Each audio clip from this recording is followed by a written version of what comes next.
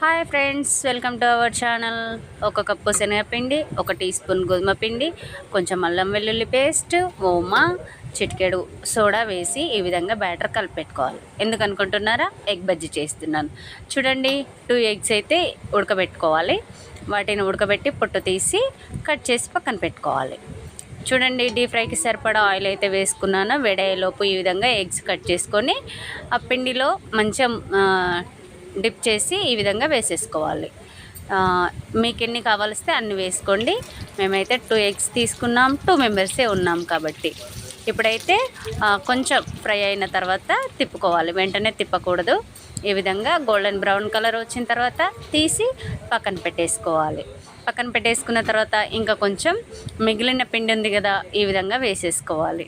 వీటిపైన కట్ చేసి కొంచెం కారం, ఉప్పు, టేస్ట్కి సరిపడా ధనియాల పౌడర్ ఉంటే కూడా వేసుకొని సర్వ్ చేసుకోవచ్చు. నా దగ్గర అది లేదు కాబట్టి కారం వేసి ఈ విధంగా చూడండి, టేస్టీగా ఎగ్ బజ్జీ అయితే రెడీ అయిపోయింది. ఈ వీడియో కనుక మీకు నచ్చినట్లయితే లైక్ చేసి, షేర్ చేసి, సబ్స్క్రైబ్ చేసి